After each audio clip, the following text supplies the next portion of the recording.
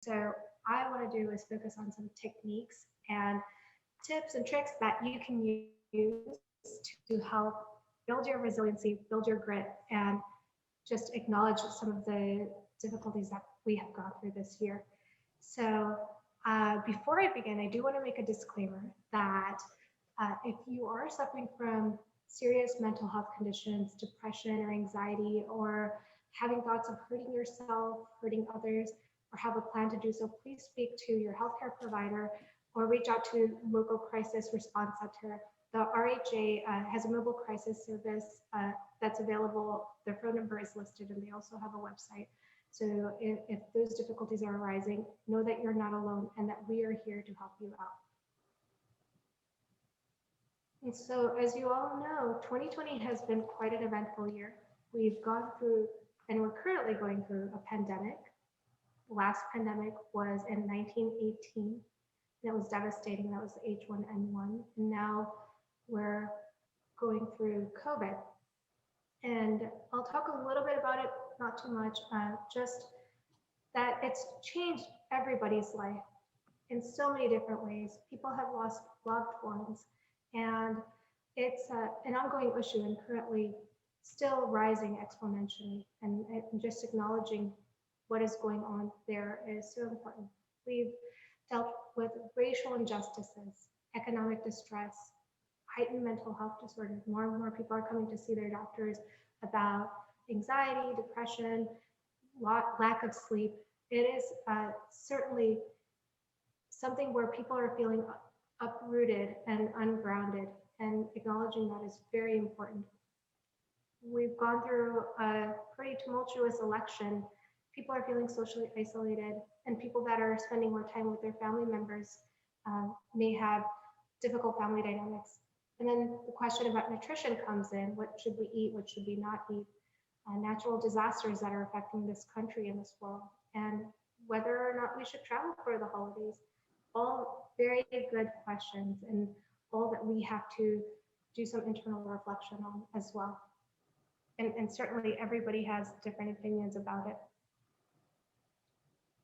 So in regards to the pandemic, unfortunately, we are at over 300,000 cases of patients who've passed away from this disease, and 16.6 million people who are affected by it since the start of this.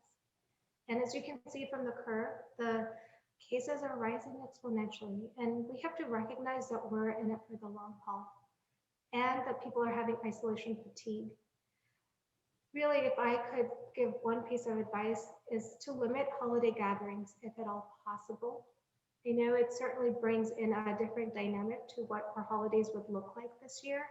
And as my mindfulness teacher says, we have to use beginner's mind to go through this holiday season, because it is going to be different, and it can be a unique opportunity to create something different and perhaps start a new tradition. And I think it's all in the perspective that we use to figure out how we're going to deal with the next few weeks. If you are spending time with people, please practice frequent hand hygiene, 6 feet social distancing, and if at all possible, sitting outside for dinner.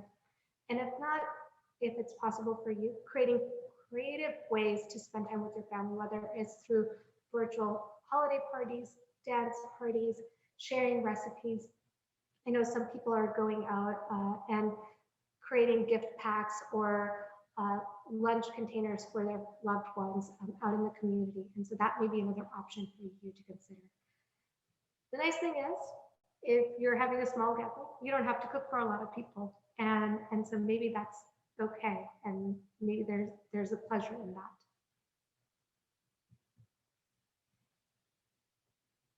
And so let's start with our first practice, just taking a moment to ground down into the earth, wherever you're seating, noticing the sit bones on the earth, perhaps closing your eyes for a moment. And we're going to take a moment to bring up any memories that show up for this year. Whatever thoughts or memories show up, acknowledging it, letting it come through.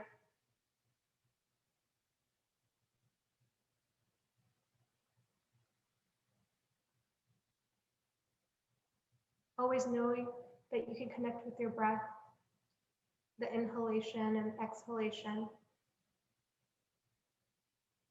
Notice what thoughts or sensations or emotions that show up in this moment with whatever memory that you're working through. And taking a moment to acknowledge and honor whatever is showing up for you. If tears show up, let them. If a heartache shows up, let it show up.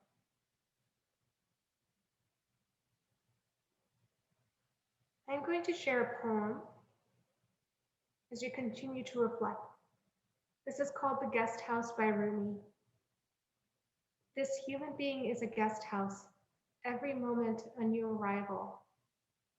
A joy, a depression, a meanness, some momentary awareness comes as an unexpected visitor. Welcome and entertain them all. Even if there are a crowd of sorrows who violently sweep your house, empty of its furniture, still treat each guest honorably. He may be clearing you out for some new delight. The dark thought, the shame, the malice, meet them at the door laughing and invite them in. Be grateful for whatever comes, because each has been sent as a guide from beyond. Be grateful for whatever comes, because each has been sent as a guide from beyond.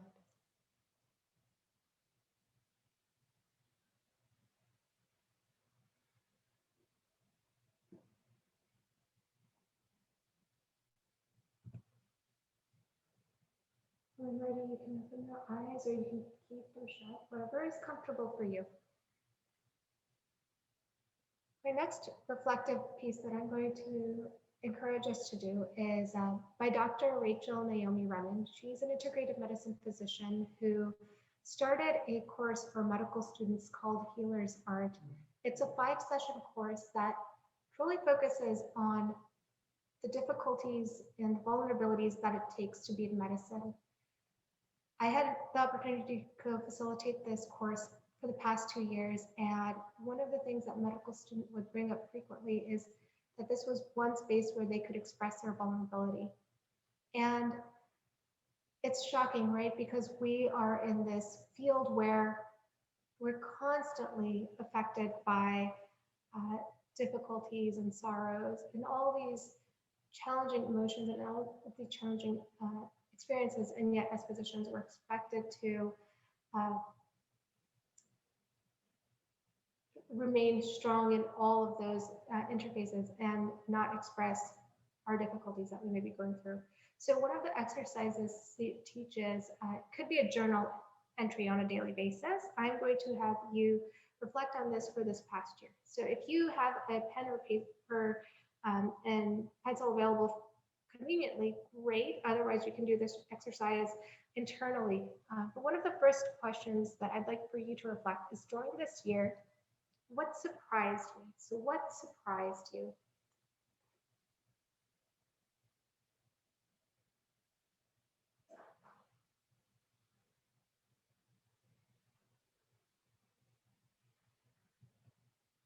What moved or touched my heart? What moved or touched your heart during this year?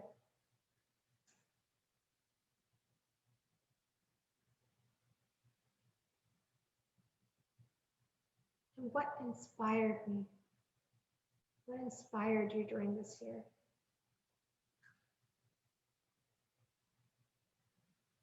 Personally, for me, what surprised me is that you never know what will happen. This pandemic, I think for a lot of us who are planners, took us by surprise. Certainly, everything that I had planned for the year went by the wayside. And at this point, I have no plans for 2021 because we don't know what that's going to look like. And what a beautiful gift, in a sense, that provided for me, because it challenged my belief system that I had about myself and about the world. What moved or touched my heart is how many people stood up to all the racial injustices that happened this past year. And that there is still so much work that our society has to do. And what's inspired me is I felt called to do heart-centered work since this pandemic started, and I continue to do that because that is an area that I need to work on. And so I hope that this exercise provides an opportunity for you to just continue to unravel day by day those things that are inspiring, that touch our hearts, and that surprise us so that we can constantly continue to grow. And it's by this state of reflection that we can continue to improve ourselves and not remain stagnant.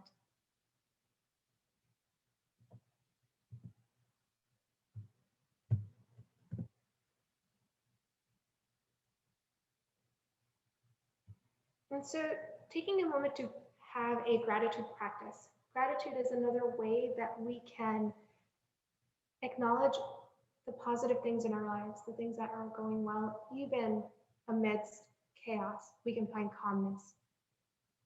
So again, if you have a pen and paper or a device that you can write on, list 2 people that you're grateful for. You may have more, you may have 1.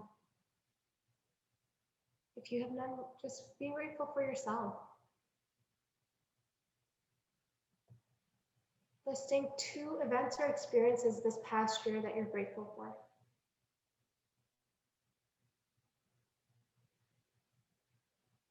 My sister had a baby.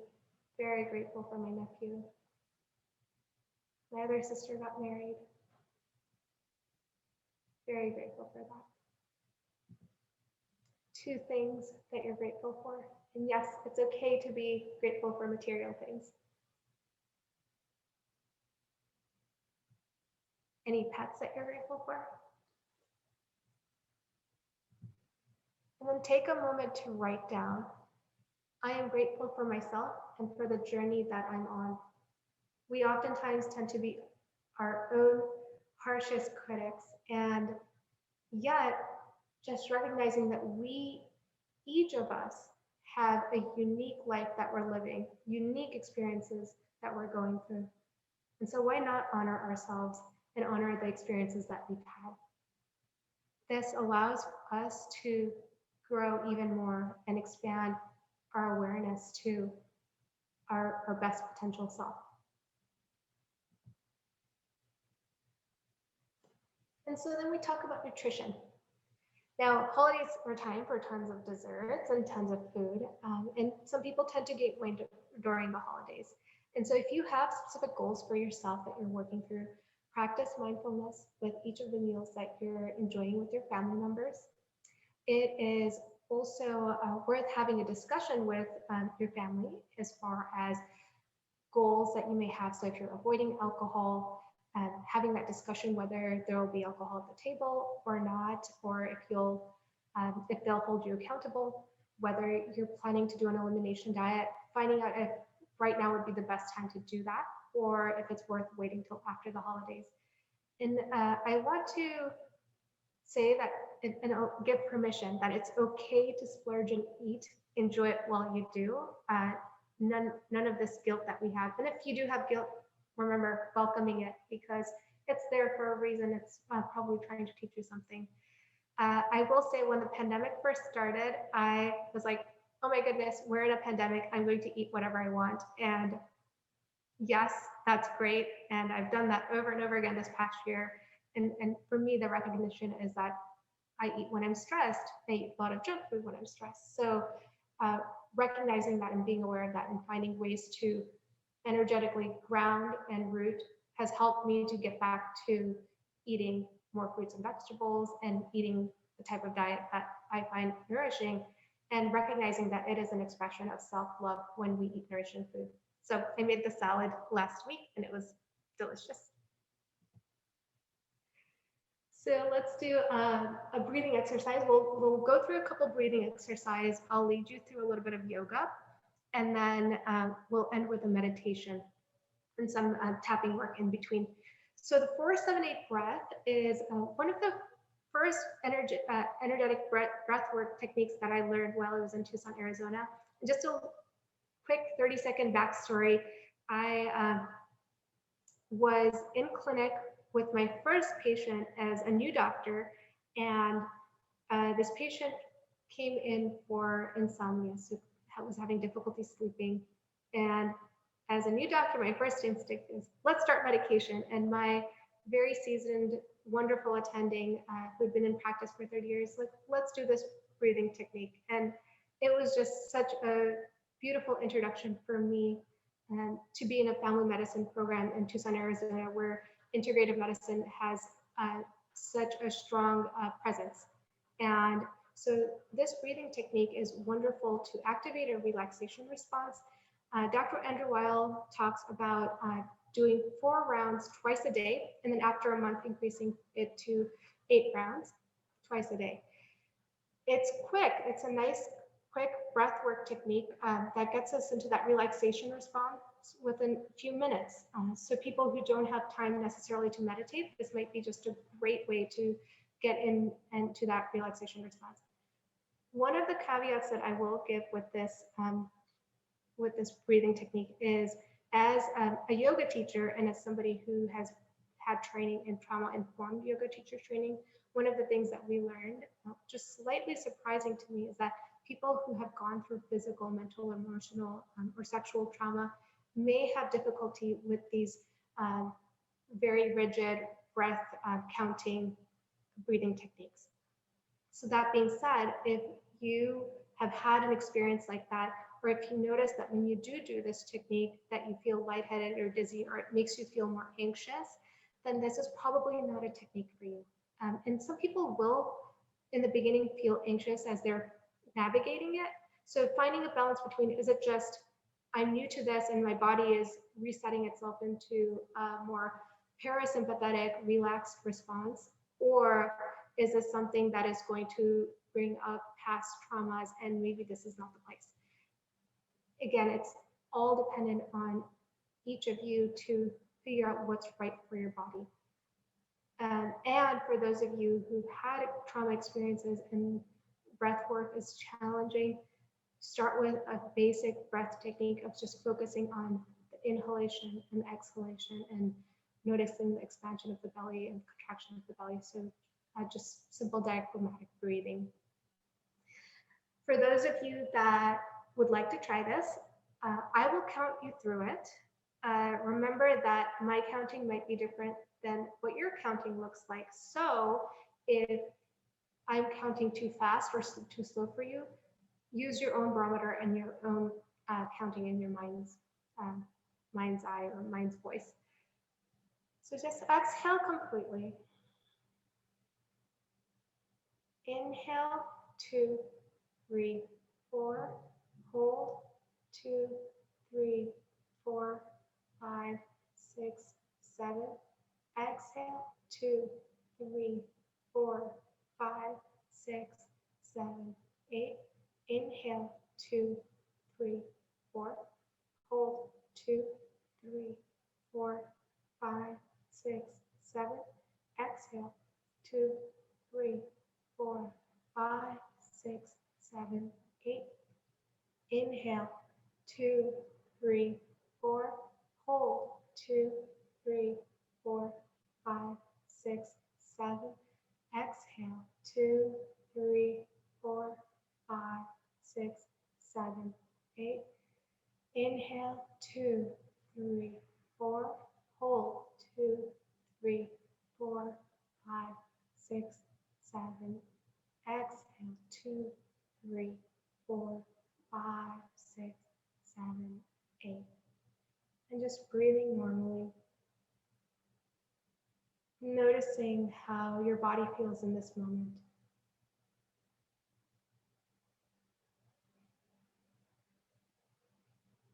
Noticing any thoughts that may be present.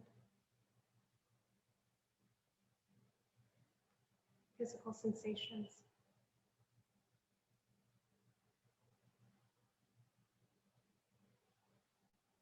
And just notice how relaxed your body feels right now. And if it doesn't feel relaxed, just acknowledging that too.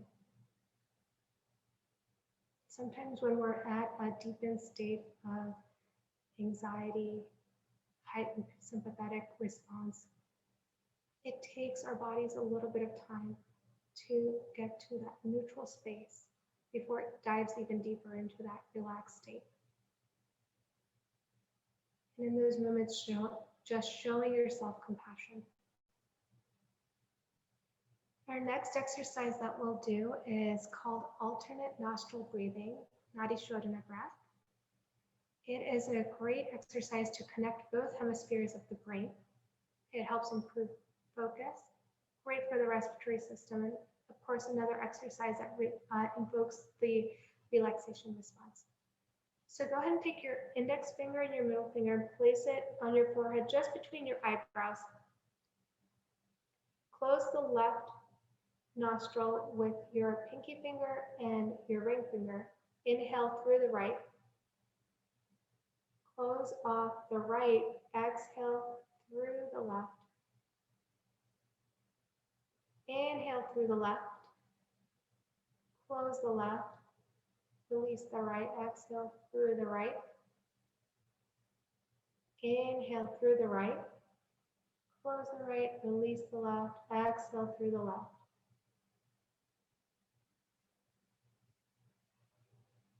Inhale through the left. Exhale through the right.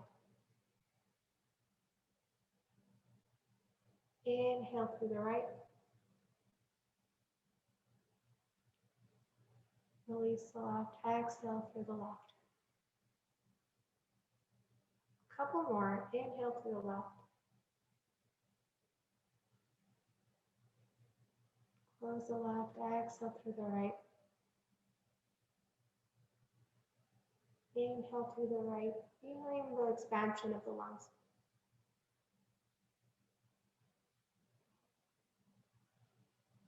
Exhale through the left.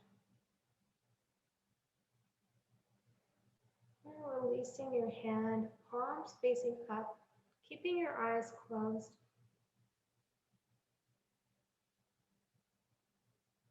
Just noticing the depth of your breath.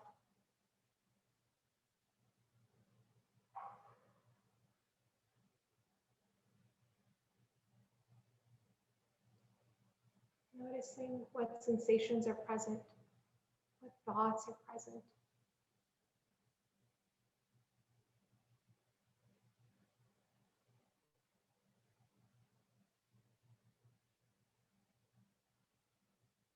Feeling into your body. And you can always do multiple rounds of this. Just a couple more times. Well, we won't do it today, but when you're practicing this on your great exercise to practice before meditation, do a few rounds, 6 times on each side. All right. So the next exercise that we'll do, a little bit more energetic, so you're probably very relaxed now, and so you may just want to listen to this. If you'd like to try this, and you don't have a partner with you, you can use a wooden spoon, or I have what's called a bongo ball. And we're basically going to tap our backs. So I've done this exercise in a group of people where we'll go in a circle and just tap each other's back for about a couple minutes. This exercise is great for opening up the heart and opening up what's called the assemblage point. So people that have anxiety will have that point that's higher up on our bodies, and then people that have depression will have points that are lower down. So even just tapping in the back of the heart can be helpful to align our energetic state. One of the things that I think is important to acknowledge with this exercise, when I've done it on people who have not been receptive to it, you go up to somebody's back and tap it. It's interesting. So people who are maybe depressed may have a difficulty time with this exercise. So it may just be that you tap them very gently, and then other people want like the full gamut of the intense tapping. And so you just tap right at the center. Let me see if I can turn. And just do this a few times. Again, works just fine with a wooden spoon. And this is a great exercise to do before a heart-centered meditation or a loving kindness meditation, or even before yoga if you're focusing on heart openers. And one of the things, at least that my teacher has told me when doing this exercise, is before doing this exercise, you can feel your chest for any tender points and see if you notice any tender points, and then tap for a couple minutes, and then notice if you still feel those tender points. And if not, keep tapping. Some shamanic teachers will talk about doing this on a daily basis to keep the heart open. We're constantly inundated with so much different types of energy. And again, with the chaos that's going on in the world, we need to constantly keep our heart open. And this can be just one exercise that you do to help open up the heart. So something to try, but I love this exercise, and I love when my husband does this on me, or really I will find anybody to just tap up the back of my heart when I'm feeling energetically too high up or feeling anxious. And yoga. So yoga is a wonderful practice for those of you that resonate with it, as a way to get into our bodies, to really move ourselves energetically, whether it's yoga, Tai Chi, or other movement-based practices, allowing ourselves and our bodies to move in a way that opens us up is, it's just wonderful. There's actually tons of studies that show that yoga helps with anxiety and depression.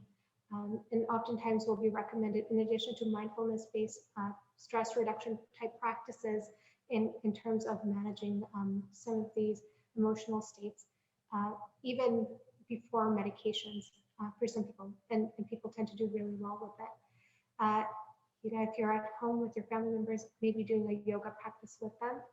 Now, as a yoga teacher, and as a physician, I don't know if I can recommend people going to studios to practice yoga with what's going on with the pandemic.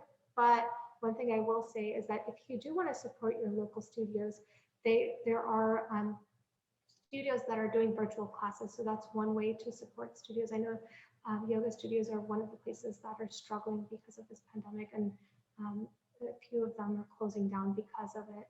And so whether it's that or getting gift cards, I think certainly supporting our local community is important.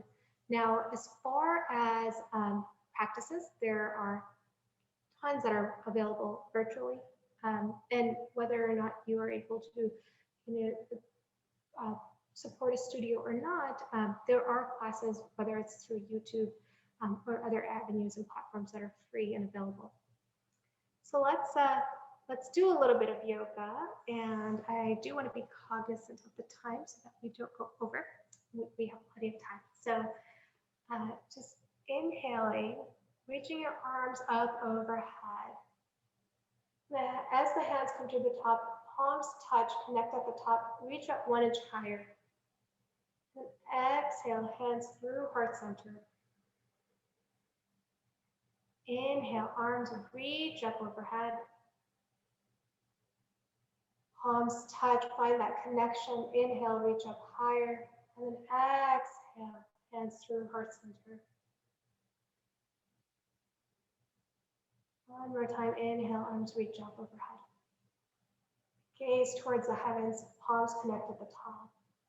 Exhale, hands through center. Release.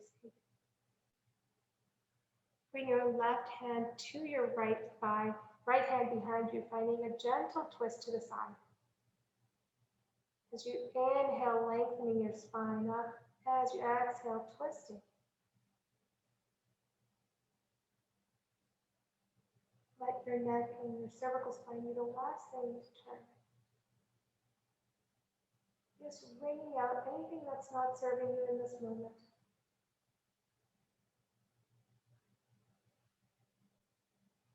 Inhale back to center.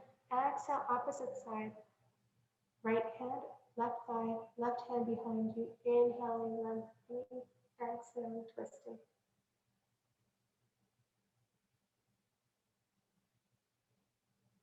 Inhale, lengthen. Exhale, twist, letting go of anything that's not served you this past year.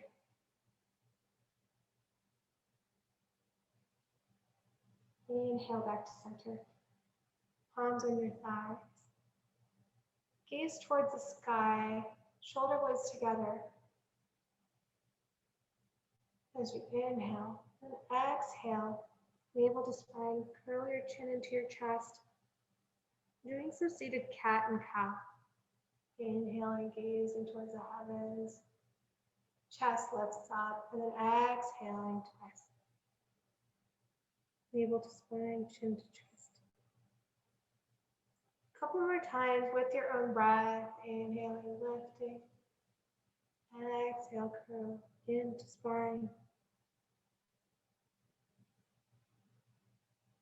Line or lift.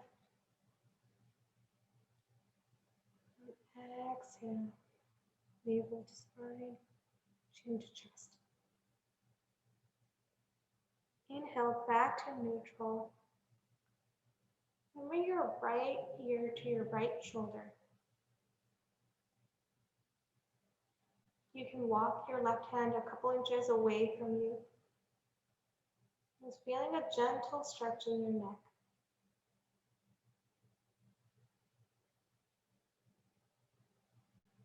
A lot of times people hold tension in their neck and shoulders. So even gentle stretches can be helpful to release some of that tension. All comes to finding mindfulness. And inhale back to center. Exhale, left ear to left shoulder, right hand walks out.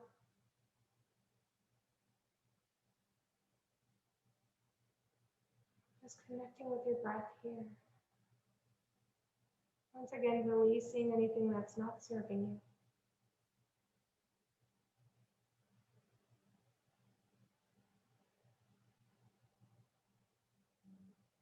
And inhale back to center. I'm going to teach a couple of heart opener exercises that are just great to open up the heart. I think between that and doing poses that are grounding is something personally that I've been working on that I find to be really helpful during some of the challenging times that we're going through. Cobra is a great pose to do. And let's see if I can demonstrate. I think if you want to really keep it simple, doing something like Sphinx can be helpful, where you come on to your belly and bring your elbows out in front of you. So elbows right underneath shoulders, hands in front, index fingers parallel to one another. And as you lift up, bringing your forearms towards your body. Engaging your core as you do this.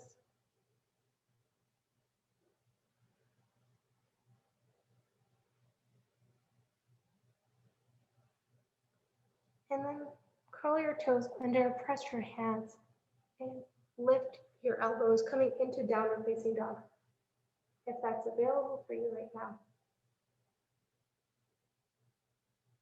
Pedal one foot, then the other, really practicing immense mindfulness and just being in tune with what your body is showing you right now. And coming back towards the ground, plank, lowering down, and bringing your hands by your chest, lifting up into Cobra.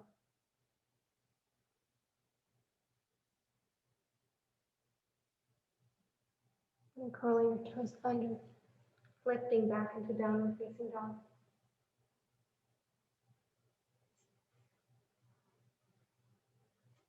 Then bringing your knees to the ground, coming through child's pose, if that's available to you.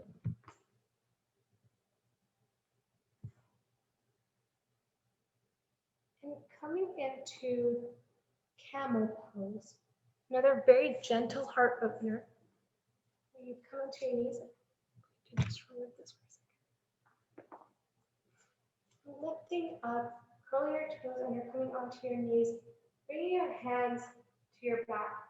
Then just curling gently, gaze towards the sky, shoulder blades together.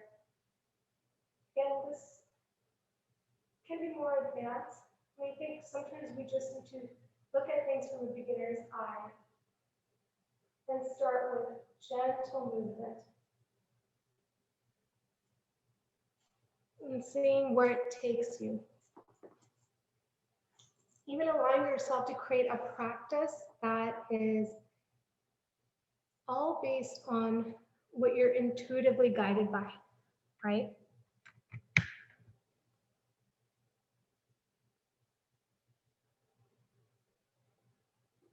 And so it may be that you do a few poses that help you out, and that's it. And that's all that your body can handle in this moment. And so just listening to what your body needs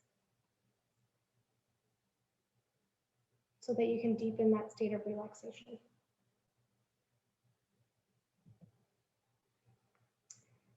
Toe tapping.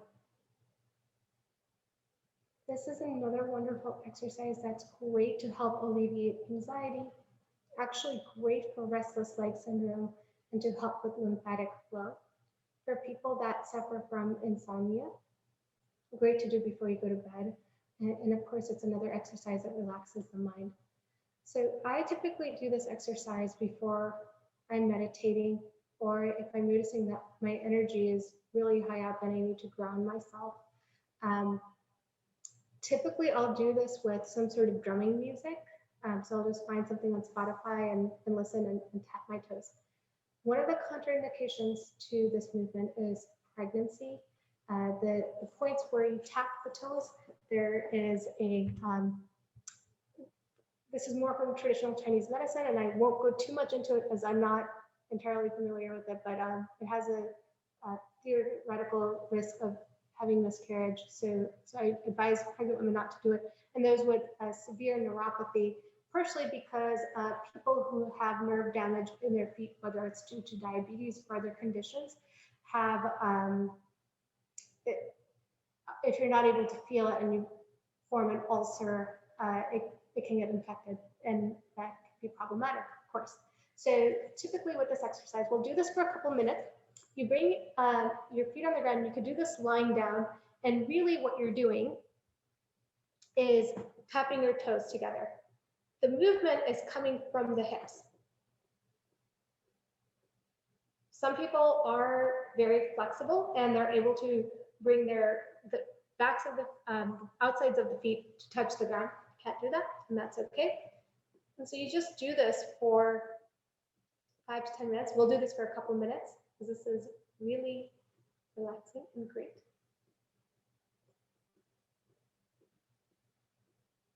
Remembering that the movement is not coming from the ankle but the hip, and that likely what will happen is if you're doing this for the first few times, that your body, while it's getting used to it, the legs will feel sore, and so that's okay.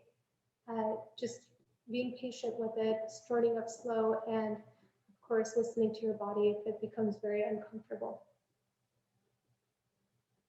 What I love about this exercise is as I practice this, I notice that sense of groundedness in my feet that is able to just radiate through my body. And so when I do sit for a meditation afterwards, or I'm lying down in Shavasana afterwards, it feels profoundly relaxing.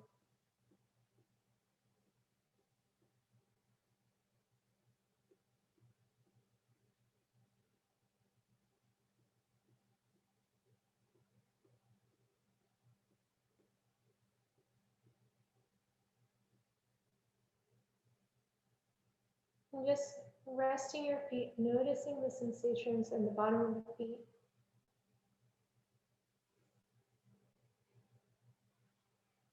Noticing the sensation in the rest of the body.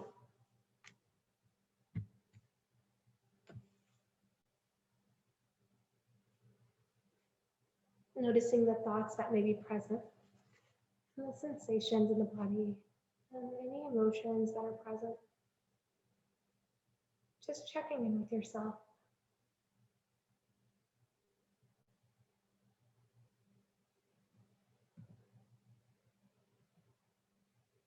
And so if you're lying down, continue to stay lying down. We'll be doing a brief body scan. Another wonderful exercise to get us into that deep state of relaxation. I actually do this during my lunch break for about 20 minutes to reboot myself before the afternoon. And this is a practice that's taught through mindfulness-based stress reduction courses, and it's a really great way to get in tune with our bodies. So typically, the scan starts at the foot and goes all the way to the head. It can range anywhere from 20 minutes to 45 minutes. And it's really about noticing the sensations or the lack of sensation that is present in each of the body parts. Some people don't feel anything, and that's okay. It's not about willing ourselves to feel a certain way. It's not just noticing. And oftentimes we'll also notice that certain thoughts are related with certain body parts. And if you've read the book called Body Keeps the Score, it's a great way of learning about how trauma can be stored in the body and how we can work through it. And so whether you're seated or in a comfortable lying down position, just allow yourself to notice your body, where it's at. And you may by now feel profoundly relaxed, and it's so great. Let's keep working with it. Noticing the expansion of the belly as you inhale, the contraction of the belly as you exhale.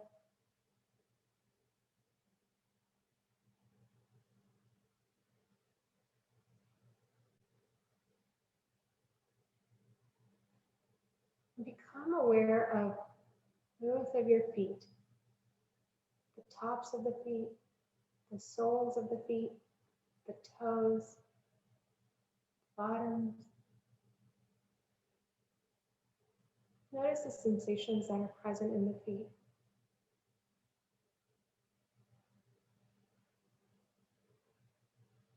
This is a practice if thoughts show up, let them be.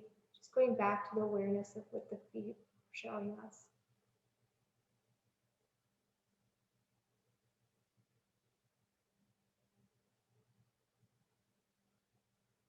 Moving the awareness to both of the ankles.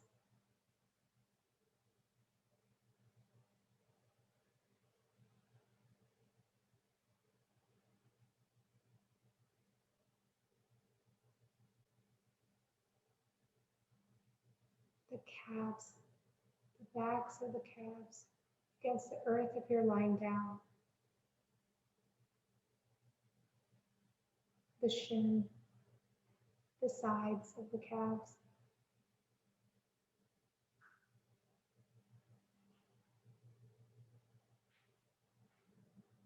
Becoming aware of the knees, backs of the knees, the tops of the knees, sides of the knees.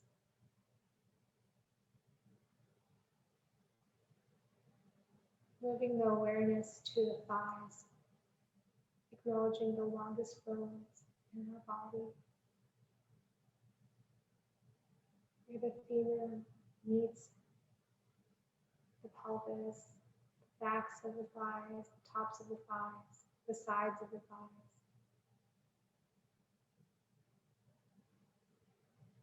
And noticing our legs as a whole, right leg, the left leg.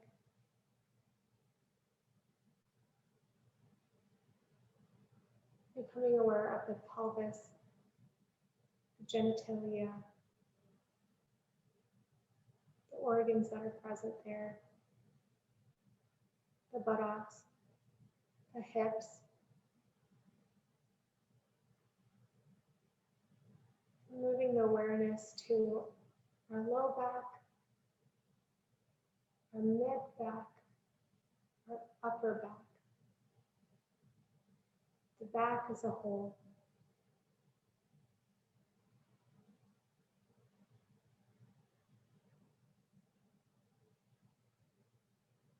Noticing the abdomen, the muscles, the intestines, the liver, and other organs that are present in the abdomen.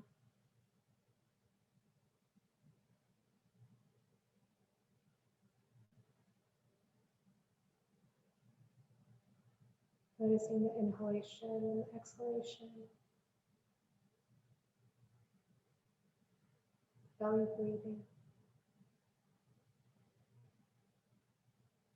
Noticing the chest, the internal organs that are present here, the ribs, the rib cage as a whole, the diaphragm.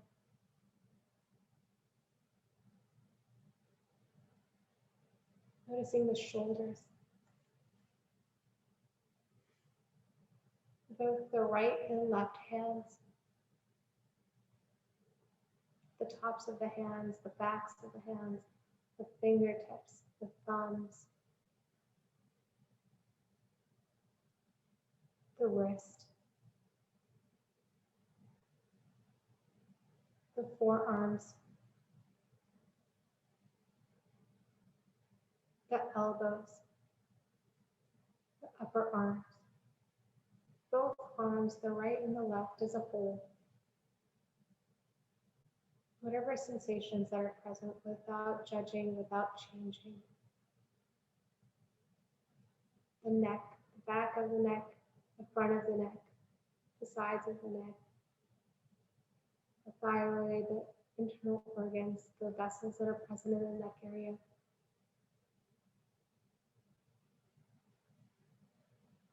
Moving up to the back of the head, the crown of the head, the front of the head,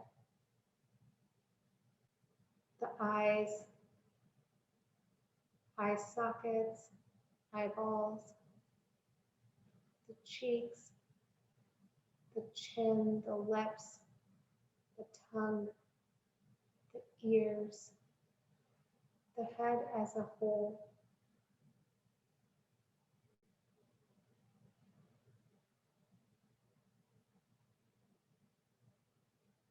Carrying that awareness through the whole body as a whole.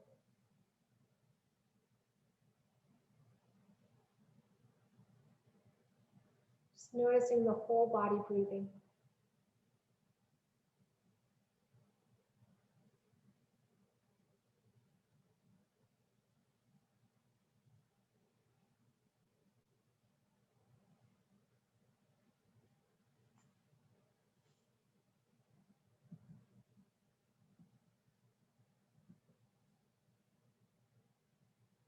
You can stay in that comfortable position. We'll end with a heart-centered meditation. Specifically, I'm going to do a loving kindness meditation that focuses on this mantra. May we be safe. May we be happy. May we be healthy. May we live with ease. So as you continue to resonate in your body, sending that loving energy to yourself. May I be safe. May I be happy. May I be healthy. May I live with ease.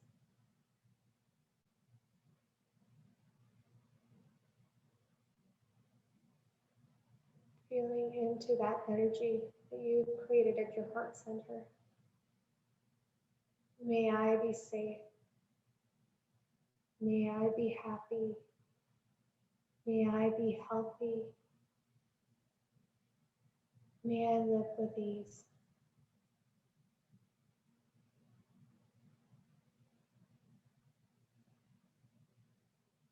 Expanding that radiating beautiful energy of loving kindness into our community, into our homes, into the area of Asheville and the surrounding areas, to our schools, to the restaurants and the shops, the yoga studios, the hospitals, to those areas that may be suffering. May we as a community be safe. May we as a community be happy. May we as a community be healthy. May we all live with ease.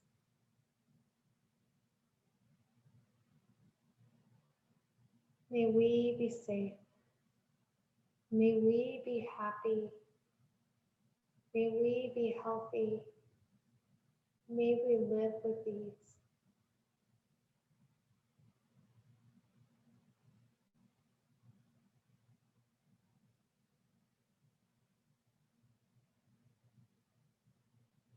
Expanding this awareness to our country and all of the inhabitants, the people, the animals, the plants, the life that is present in this country. May we all be safe. May we all be healthy. May we all be happy. May we all live with ease.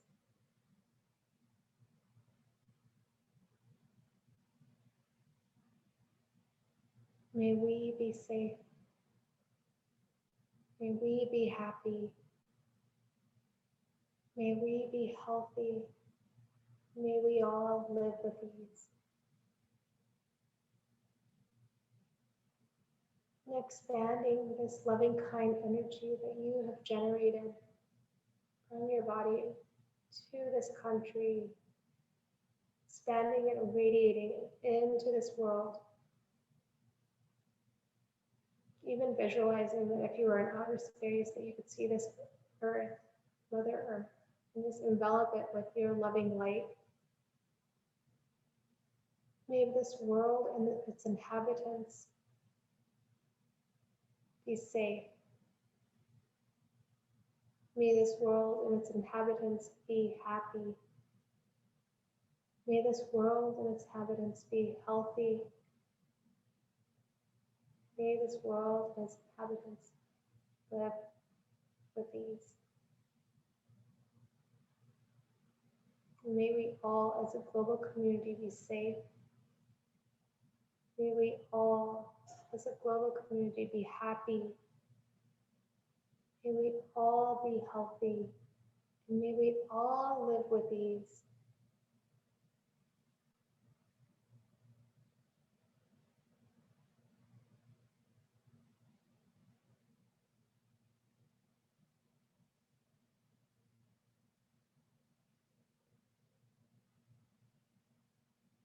Bringing that awareness from the world to this country back into our hearts.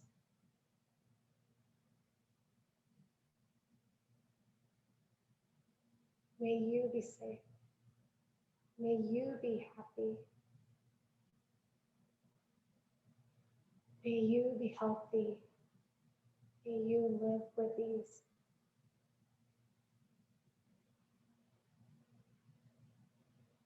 May you be safe. May you be happy. May you be healthy. May you live with ease.